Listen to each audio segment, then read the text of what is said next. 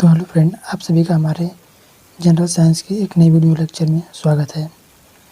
तो फ्रेंड चलिए चलते हैं अपने क्वेश्चन पर। देखिए हमारा क्वेश्चन क्या कह रहा है। हमारा देखिए पहला क्वेश्चन है कि वह कौन सा नियम वैध ठहराता है कि द्रव्य का न तो सृजन किया जाता है और न ही विनाश किया जाता है। तो इसका कहने का तात्पर्य यह है कि वह कौन सा नियम है जो न तो ऊर्जा का उत्पादन होता है और न ही ऊर्जा का विनाश होता है। तो हमारा आंसर है ऊर्जा संरक्षण नियम। ऊर्जा संरक्षण नियम के अनुसार न तो ऊर्जा का उत्पादन किया जाता है और न ही ऊर्जा का विनाश किया जाता है। देखिए ऊर्जा क्या होता है, सिर्फ एक रूप से दूसरे रूप में कन्वर्ट होता है। ठीक है, चलिए चलते हैं क्वेश्चन नंबर 2 पर। दिखा रहा है कि ऑटोमोबाइल में प्रयुक्त द्रव चालित ब्रेक एक प्रत्यक्ष अनुप्रयोग है।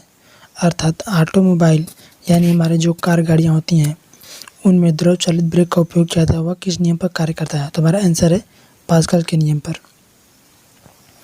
चलिए क्वेश्चन नंबर 3 चलते हैं। क्वेश्चन नंबर 3 कह रहा है पदार्थ के संवेग और वेग के अनुपात से कौन सी भौतिक राशि प्राप्त की जाती है? तो हमारा आंसर है द्रव्यमान। क्वेश्चन नंबर 4 देखिए, शून्य से स्वतंत्रतापूर्वक गिरने वाली वस्तु का क्या समान होता है? तो हमारा आंसर है त्वरण। अर्थात कोई वस्तु स्वतंत्रतापूर्वक गिर रही है तो उस वस्तु का त्वरण समान होगा। त्वरण यानी ए। त्वरण का मात्रक देखिए होता है मीटर पर सेकेंड स्क्वायर। ये सब नोट करते हुए चलिएगा। देखिए अगला क्वेश्चन है दो वेक्टर जिनका मान समान है तो क्या होगा? देखिए दो वेक्टर जिनका मान समान है तो उनका परिणाम शून्य नहीं होगा। अर्थात उनका जो परिणाम आएगा वह शून्य नहीं होगा। देखिए ये आप लोग के लिए एक टेस्ट है। त्वरण ज्ञात करने का सही सूत्र, अर्थात आप त्वरण ज्ञात करने के लिए जो सूत्र होता है उसे हमें कमेंट में लिखकर जरूर बताइएगा। चलिए क्वेश्चन नंबर 7 पे चलते हैं। क्वेश्चन नंबर 7 कह रहा है कि रेल की पटरियाँ अपने वक्रों पर किस कारण झुकी होती हैं? अर्थात जैसे ये कोई रेल की पटरी है जहाँ पर मोड़ होता है वही हमारा कर्व हो गया। तो ये कह रहा है कि ये कर्व पर किस कारण झुकी होती है, अर्थात इस पर कौन सा बल लगता है। तो देखिए रेल की पटरी हो, चाहे गाड़ी मोटर हो, या फिर हम साइकिल से जाते हैं तो जो हमारा मोड़ होता है उस पर हमारा अभिकेंद्री बल लगता है या फिर हमें अभिकेंद्री बल प्राप्त होता है। अर्थात ये हमारा केंद्र की ओर एक बल लगता है जो हमें गिरने से बचाता है। तो सीधी सी बात है, कलर चेंज कर देते हैं।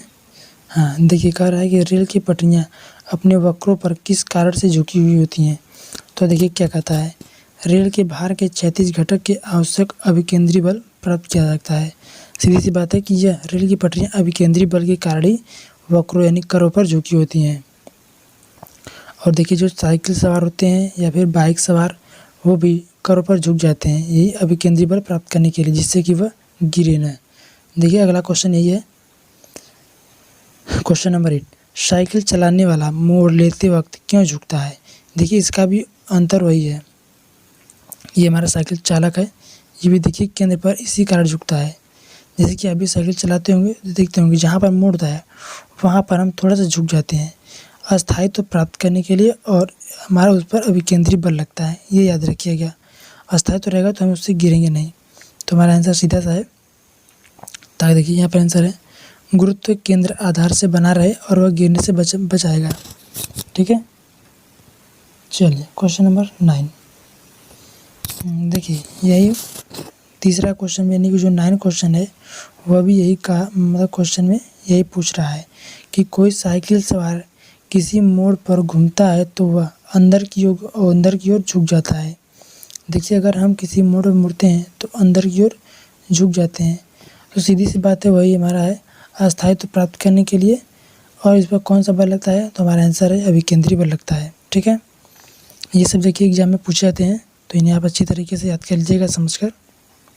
चलिए अगला क्वेश्चन नंबर 10, क्रीम सेपरेट में दूध में वसा किस कारण अलग किया जाता है? तो हमारा देखिए आंसर है अपकेंद्री बल। अपकेंद्री बल के द्वारा हम दूध में से हम क्रीम को अलग कर सकते हैं। ठीक है, क्वेश्चन नंबर 11, सूर्य में ऊर्जा का निर्माण होता है, अर्थात सूर्य में जो ऊर्जा का निर्माण होता है वह किस कारण होता है?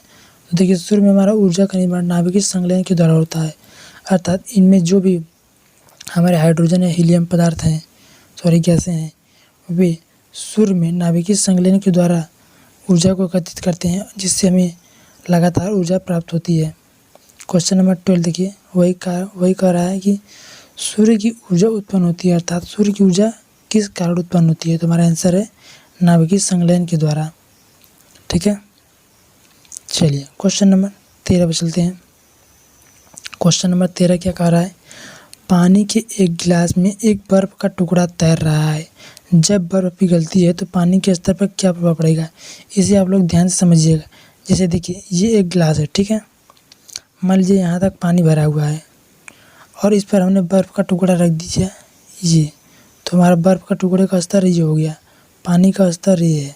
ठीक है, अब बताइए, जब हम कोई जैसे कि हम जब कोई अलग माले पात्र लेते हैं, ठीक है, अगर इनमें हम कोई भारी वस्तु डालते हैं तो देखिए वह जाता है तो उसका स्थान घेर लेता है, तो पानी का जो स्तर यहाँ से है तो थोड़ा सा यहाँ आ जाता है। ठीक है, इतना समझ आ गया। तो यही कार्य बर्फ़ का है, तो अगर हम इसको निकालेंगे तो फिर इसका स्तर वही आ जाएगा, लेकिन बर्फ़ जब पिघलेगा तो जाहिर सी बात है जल बनेगा, तो इसका स्तर यही रहेगा जितना पहले होता है पिघलने पर। ठीक है, जैसे बर्फ़ रखने पर जितना स्तर होगा पिघलने पर भी उतना ही हो जाएगा, क्योंकि बर्फ़ जब पिघलेगा तो जितना स्थान बर्फ़ घेरता रहता है उतने स्थान तक हो जाता है।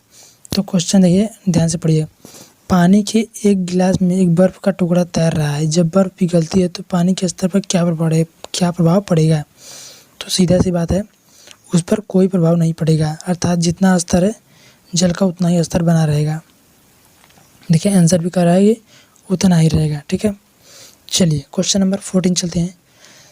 क्वेश्चन नंबर 14 कहता है कि पानी में भरी डॉट की लगी बोतल के जमने पर टूट जाती है, अर्थात जब कोई बोतल है उसमें वह बंद है, ठीक है, और इसमें पानी भरा हुआ है, जब यह जमती है तो क्यों टूट जाती है? भाई जब टूटेगी तो ये चारों तरफ स्थान तो घेरेगी, द्रव है तो इसमें तो ये तो मान लो पिचक जाता है, लेकिन जब ये जमेगी तो स्थान घेरेगी तो इनकी चारों दीवारों पर प्रेशर पड़ेगा तो ये बॉटल फट जाएगी। ठीक है, तो देखिए जल का आयतन बढ़ जाता है, आंसर हमारा जमने पर जल का आयतन बढ़ जाता है। क्वेश्चन नंबर 14, लैंप की बत्ती में तेल चढ़ता है, किसके कारण चढ़ता है? तो देखिए लैंप की बत्ती में हमारा तेल कैपिलरी क्रिया अर्थात केशिकत्व के कारण चढ़ता है। क्वेश्चन नंबर 16 कहता है कि साबुन के बुलबुले के अंदर का दाब, देखिए साबुन के बुलबुले का अंदर का दाब जो होता है वो हमारा वायुमंडलीय दाब से अधिक होता है। क्वेश्चन नंबर 17 और ये लास्ट क्वेश्चन है। देखिए लास्ट क्वेश्चन हमारा क्या कहता है? जब शुद्ध जल में डिटर्जेंट डाला जाता है तो उसका पृष्ठ तनाव, अर्थात जब कोई शुद्ध जल में हम डिटर्जेंट पाउडर डालते हैं तो उसके पृष्ठ तनाव पर क्या प्रभाव पड़ता है? तो देखिए उसका पृष्ठ तनाव सीधी सी बात है घट जाएगा। ठीक है, तो फ्रेंड आज के लिए इतना ही। प्लीज़ कमेंट करके बताइएगा कि आज की वीडियो कैसा लगा आपको। मिलते हैं, तब तक के लिए नेक्स्ट वीडियो में मिलते हैं।